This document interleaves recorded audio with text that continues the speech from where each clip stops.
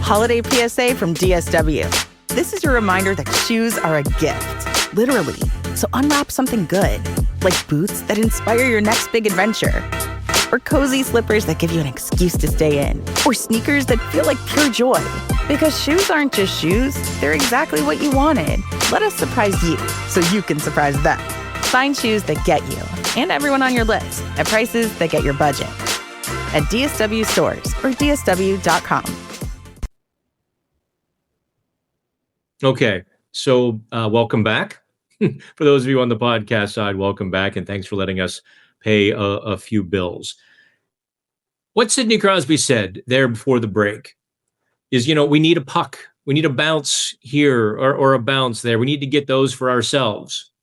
What he's kind of saying is we need something to feel good about. We need that little bit of luck. We need that crazy bounce to go our way. That's how far down their confidence is. They're hoping for just a little something to pick up their spirits. And now, you older Penguins fans, I feel like you almost have to be old, but I go back to 1991, early March. Some of you are going, what? I wasn't born for 10 or 15 years yet. I get you. Just hang on with me. March of 1991, the Penguins were, well behind the New York Rangers in what used to be the Patrick division. It basically has become the Metropolitan division. But there was just a fizzy, there was something going on with that Mario Lemieux, Kevin Stevens, Mark Recchi, Paul Coffey, Tom Barrasso, Larry Murphy, Ulf Samuelsson team. Oh, by the way, Ron Francis too. They got one of the craziest bounces I've ever seen. Kevin Stevens dumps the puck in, bounces off the backboards. Hall of Fame goalie Mike Richter goes to play it, kind of turns his shoulders, to the end wall. The puck takes a crazy bounce, hits him, and goes in. Penguins go nuts. They ran the table.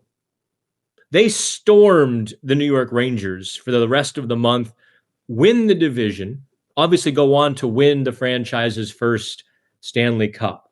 Now, there were a couple other magical moments in that Cup run, Frankie Pietrangelo, the save, and so on and so forth. But it started with that crazy hop off of Mike Richter. Sidney Crosby just basically prayed to the hockey gods for one of those bounces. Something, anything, because they don't have any answers. Why do Chris Letang and Erik Karlsson, why have they made these awful mistakes in the final minute of the last week? Why does the team come out in the third period expecting to lose? Why did Arturs Silovs kick a few rebounds right to the very wrong place? Why did Sergei Murashov do the very same thing Sunday? These are all things that just deflate a team. Now, if I would tell you the Penguins have points in 9 of their last 11 games, you'd think they were running away with the division. Problem is, those all except a few have been loser points. And I guess they're treading water in the playoff race. Their playoff odds are still like 54% because these points do count, single as they may be. All right.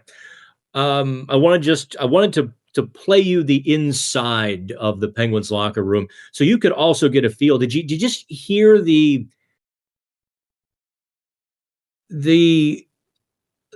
hollowness of Sidney Crosby's words? I mean, we're all asking him questions, and there's no possible answer. If it were a simple X's and O's fix, well, we need our F3 really to come into the slot with a little more vigor, be a little more aggressive. Partly that's on Brian Rust, and partly that's on Kevin Hayes on that line. And, Tommy Novak there isn't that, little tweak or fix. Now, I do think this slide did start with a little bit of a schematic flaw, and opponents got to control the puck around their net with the extra attacker. I think that was part of it. But now we're just full-blown catastrophe at this point. I mean, FEMA is sending trucks now to the Penguins. It's, I don't know if they've hit rock bottom. They are in a spiral. Okay. Topic number 2 here on the no pucks given. And by the way, I don't always dress this way at home. I literally, from arena, I left the arena at 8 o'clock. I'm supposed to be at the TV station at 8. And I left the arena at 8 o'clock, get there to record the Final Word episode that aired Sunday night, 11:30, 11:35, or whenever the football game ended. Hopefully you watched it. A lot of times you can catch it on the WPXI website. I've stopped putting it on the Pittsburgh Hockey Now site because my little tiny beef with all of Pittsburgh media establishment, or the establishment media, all of it, is it so badly undervalues hockey. Then we get to talk about one hockey topic, then we spend 20 minutes talking Steelers. It drives Dan a little nuts. Drives Dan just a little nuts. Because I think the Penguins are a far more interesting story than Mike Tomlin's Steelers. I digress. Topic number 2, let's talk goaltending. If I had said to you back in August that trading Tristan Jarry would hamper the Pittsburgh Penguins' playoff chances, what would you have said to me? You probably would have laughed. But here we are. The Penguins traded their best goalie in exchange for a struggling goalie.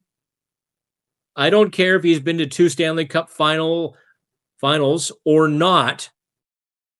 He's a struggling goalie. And this is why Edmonton and Stuart Skinner felt like he needed a change. Because every time he had a couple of bad games, all of those questions and all the negatives from the public, from the media, maybe from the inside of the team, I don't know, were there. All those insecurities all around him were present.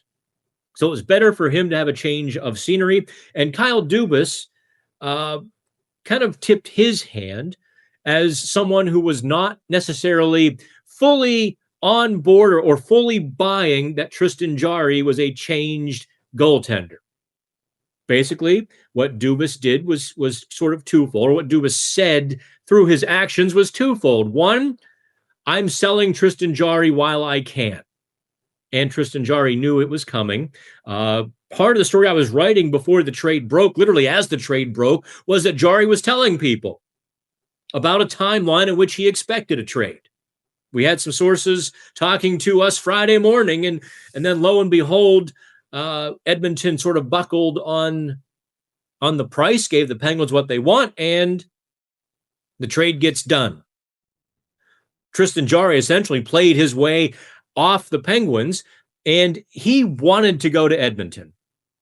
That's where that was his choice. So it all came together there. The other thing that Kyle Dubas sort of said through the trade was that, hey, it's great that the Penguins are in a playoff position, but that still doesn't supersede the building for the future. And by trading Tristan Jarry, Dubas cleared the deck for next season. So anytime between now and then, Stuart Skinner, Arturs Silovs, Sergei Murashov, and even Joel Blomqvist will have a chance to claim the Penguins' net. Go back a couple of weeks ago to Pittsburgh Hockey Now, and I was kind of analyzing the situation, trying to make a case to keep Sergei Murashov when he played his 4 games a month ago, that the situation was not going to fix itself. Because Silovs is a restricted free agent for the next 2 off seasons, so the Penguins have team control there. And Tristan Jarry was going to have 2 more seasons with his contract at $5.375 million. So if those 2 were to continue to play at a certain level, the Penguins were stuck. potentially eating a whole lot of money on Jarry's contract, or what do you do with Silovs, selling him sort of on the cheap? It was not a good situation. So by making that trade, Dubas made that change. Now, if Silovs doesn't come through for the rest of the season, and he's got 1 win in his last 10 appearances and 6 extra time losses. And I would say he was rough on Saturday. Although the Silovs fans were coming at me left and right, showing me the few saves he made on a few breakaways. I'm like, that's great. He also allowed a 60-foot wrist shot goal, a 45-foot clapper to make it 5-4. And the tying goal, he served a pizza right into the slot. That puck gets put back in your net 7, 8 of 10 times. That rebound has to be controlled. So of the 5 goals San Jose got in regulation, I hung 3 on Silovs, and I understand he made some breakaway saves. Goalies are allowed to do that, So Silovs is still, for me, at best even. His save percentage is down around 890 at this point, and give or take a couple of points either way, depending on his performance, which isn't good enough. So if he does not demand to be in the NHL through his play, now you look at the other 3. Stuart Skinner, who's a free agent after this season, which opens up a door or a ton of possibilities that Dubas, can go through a checklist. If he doesn't work out, hey, thanks for coming. Appreciate you trying. Good luck to you. If he's pretty good, now the situation with Silovs affects Skinner. If Silovs claims a spot, now you really have a choice. Okay, what do we do with Skinner? Do we trade him? Do we re-sign him? It becomes sort of the Penguins' choice at that point. At least until July 1st anyway. Or third, they trade him. If he's playing well, you've got this great trade chip, right? So there's a lot that Kyle Dubas has set himself up to do by trading Tristan Jarry. Unfortunately, what none of it does is make the Penguins a significantly better team today. And that was the interesting part about the trade, because Murashov has work to do. You saw that work. You saw some of the rough edges on Sunday. And, there is not a guarantee that Skinner works out. There's 50-50 at best, maybe less than 50-50. I mean, I hear you. I hear you guys who want Skinner to work out, who say, well, he's playing behind a terrible Edmonton defense. And listen, things aren't getting any better in Pittsburgh, at least in the third period. The Penguins are great for 40, 45 minutes. Oh, let me tell you something. But then the chaos begins. So a goalie's going to have to just figure it out and survive in that sort of choppy waters, those sort of choppy waters. If I'm betting you, I know you're going to ask me, well, Dan, what's going to happen? I don't have a crystal ball on this to figure out goaltending. I will tell you that I know that goaltending vexes Kyle Dubas. Not this situation specifically. The position in general vexes Kyle Dubas because it's so hard to quantify. He said, kind of admitted that Friday morning when he talked to us, the volatility in the goaltending profession. And you look at all the choices he's made, guys who were on their way up, guys on the way.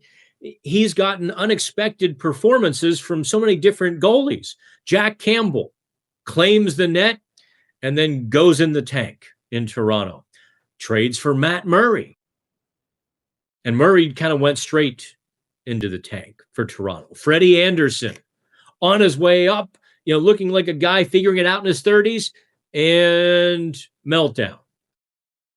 How many other goaltenders did he go through up there? Was Freddie his last one, or was Samsonov his last sort of?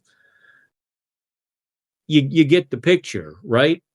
Comes to Pittsburgh, looks around, signs Tristan Jarry.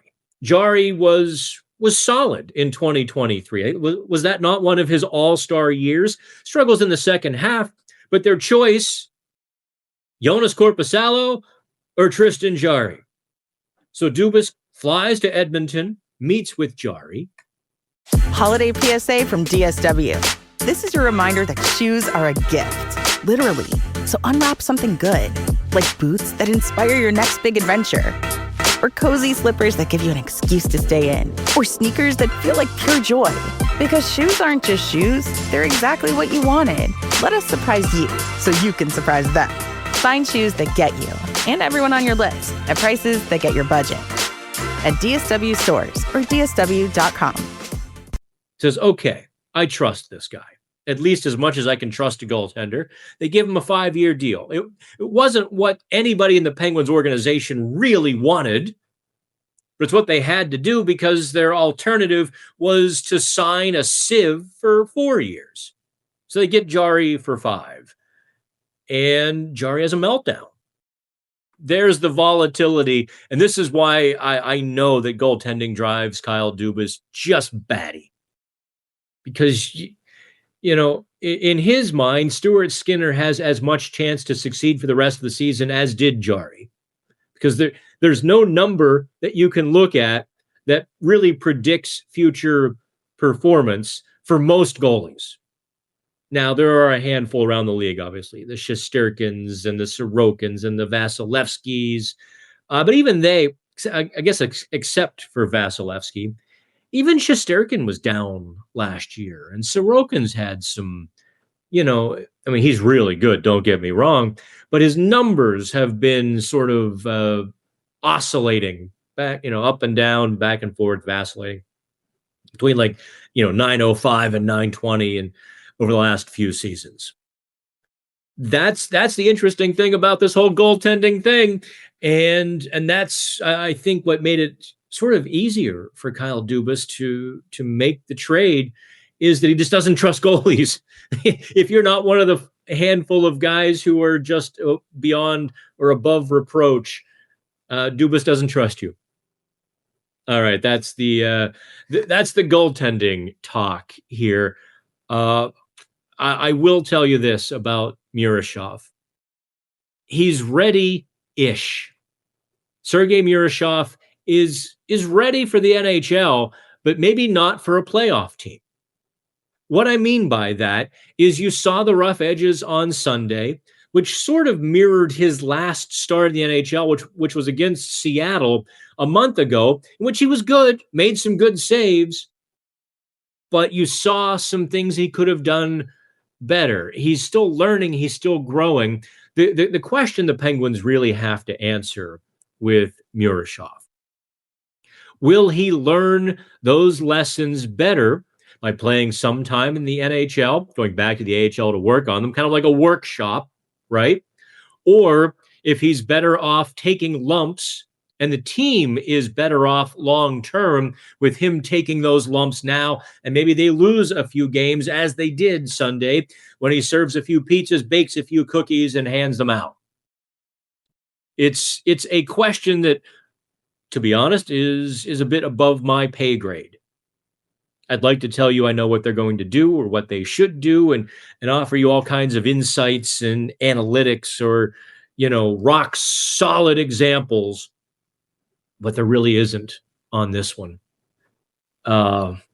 This is going to be one of those trial and error sort of things. I think when Skinner is healthy, or not healthy, through immigration, I think they send Murashov down, obviously. They let him work on what he has learned with the Silovs situation sort of floating above all of it. That he has to be better. if Silovs can't perform up to NHL standards, then you do try. You try Murashov in the NHL. Although, listen, maybe they try Joel Blomqvist one more time or two more times. Don't forget about that guy. The Penguins haven't forgotten about him. Maybe we all have, but they haven't. Okay, topic number 3 here on No Pucks Given, and that is, where do the Penguins go from here? Soul crushed, confidence flattened, hemorrhaging points, yet still kind of hanging on to a playoff spot. Really, this is going to come down to what Kyle Dubas sees. Does he see this team in the first, let's say, 50 minutes of a game, first 40, 50, that can dominate good opponents and say, okay, if I can fortify these guys a little bit, if I can nibble at the edges and affect real change in a positive way, maybe we can do some damage in the playoffs. Or I can at least give them a reasonable chance without sacrificing any of the plans for the future. Does he say that? Or is this absolutely irrelevant to Kyle Dubas's day-to-day thinking? My thought after Friday and trading Tristan Jarry is that the ups and the downs, the ebbs and the flows of the Penguins' on-ice performance is irrelevant to Kyle Dubas's mission. Sure, as a player rises and their trade value rises, as it did with Jarry, it might accelerate some thinking to move a veteran. Ricard Raquel starts filling the net, and a team says, all right, I'll give you that high price. Here's your first in the prospect or whatnot. Okay. If Brian Rust, if the Detroit Red Wings are high in the Atlantic Division and, we get to January, February, and the Red Wings are like, all right, it's go time. All right, Kyle. All right, we got you. Here's what you wanted. That sky-high, ridiculous price for Brian Rust, here you go. Now, I don't think the Red Wings would actually do that because the Red Wings are stodgy in terms of what they spend on the trade market. Really stodgy. Steve Yzerman just doesn't like to do that. He also is he's been terminally building a team up there. I think he enjoys the building more than anything else, and he hasn't accelerated anything yet. But I'm just using that as a hypothetical. I think Dubas would do that. I think Dubas would make those deals because he is worried more about 27, 28 than today. I don't know if that's right or wrong. I tend to think he's still caught a little bit here. I mean, Ben Kindle, Rutger McGroarty, Ville Koivunen, Sergei Murashov. I don't know about Owen Pickering. I just have the weird feeling that you're going to see him involved in a trade more than you're going to see him involved in the Penguins' top 6. That's just my reading on that situation. Not that I've heard anything. I think you'll see Tristan Brose in the lineup, although there again, the 2 Hextall picks are having trouble getting NHL time for whatever it's worth. But they're there. They're in the organization. And I think when called upon, Brose would be a solid bottom 6 center. When, of course, called upon to do so. I don't think you're going to be very happy. I think you are going to want one or the other. Fortify the team and make them better, or blow it up. I don't sense a whole lot of nuance or gray area with a lot of you. And you're going to have to kind of accept that's where the Penguins rebuild is going to live, is in that gray area. It'll be let the team do what it can, keep building for the future. Sign players like Brazeau and Wotherspoon and Shea, and down the line, Caleb Jones. Acquire a Matt Dumba when you get a second-round pick in return. Throw them on the ice. Let the coach sort them out and let the chips fall where they may, while Dubas continues the building process. I think we're going to see that sort of dichotomy for another year or more, even, because I mean, who knows where they're going to wind up in the 2026 draft. The way this is going, the bottom can fall out of this team. It really is possible. I don't think it has. I thought it did a few weeks ago when Toronto just shellacked them 7-2. But it turns out they had a lot more fortitude than I thought. But this whole lead blowing thing, this is kind of crazy. This has the chance to just wreck a team. So maybe they will be prominently featured in draft lottery talk. I maybe another week. By early January, we probably will know. I think by the holiday break, usually we're going to know where the die is cast. If not by then, by mid-January, because at that point, the team will have played more than 40 games. Their 40th game this year is incredible. It's January 3rd. That's also when they have to make the Harrison Brunick decision, by the way. We didn't even talk about that.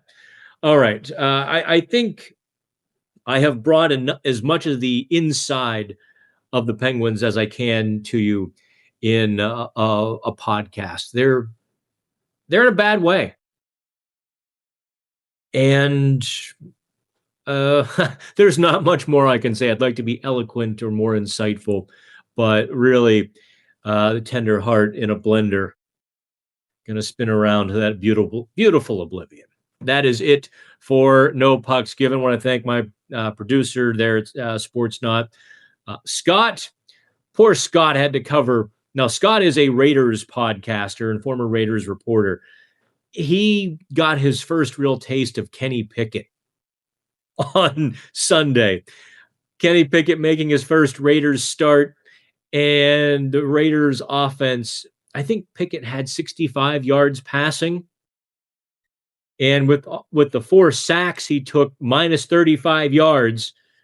Yeah, it was a brutal day. So Scott got his first taste of the dump and duck of Kenny Pickett.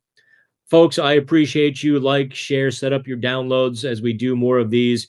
I think we'll do a live chat on Wednesday. I think I'll be able to do that. I might have to do it from the car on the way to Montreal. We'll see how that all shakes out. I hate driving to Montreal. That drive to Montreal is just soulless. You get past Buffalo, which is no prize. I mean, I apologize, Buffalo. Then you go through Rochester and Syracuse and then upstate New York, and there's nothing for 3 hours until you hit like the Thousand Islands. And the Thousand Islands is where there's like these big rock formations in the middle of the highway. And I swear they were left there so that the police can hide. And they all know that we're all using Waze for no reason whatsoever. I kid you not on this. And I think Dan Aykroyd, Demi Moore, Chevy Chase did a movie about this in like the mid 90s, early 90s. John Candy was maybe in it too. Where they basically get arrested for speeding in this little town in upstate New York. And I'm pretty sure it was right there. And they basically get shanghaied in this town because the magistrate won't let them go for a few days. There'll be like just 6 cops sitting behind the rocks. I've seen this firsthand a couple of times, and they're all on Waze deleting themselves. Delete, delete, delete, delete. So that when I go zipping through, and I know to be careful. I'm going 45 miles an hour exactly, and I stare them down as I go past. Like, go ahead. You have nothing on me. But the poor tourists, heading up to Canada who don't know that they're about to, cage goes in the water, shark goes in the water. Our shark. They're about to go right into the teeth of this. And you just see sirens just pulling people over all day. I don't think those people in New York pay taxes in that town. There can be no taxes. They just take all their revenue from speeding. I'm telling stories you didn't care about. That's the end of No Pucks Given. I guess have fun. Holiday PSA from DSW. This is your reminder that shoes are a gift, literally. So unwrap something good, like boots that inspire your next big adventure, or cozy slippers that give you an excuse to stay in, or sneakers that feel like pure joy. Because shoes aren't just shoes, they're exactly what you wanted. Let us surprise you so you can surprise them. Find shoes that get you and everyone on your list at prices that get your budget at DSW stores or DSW.com.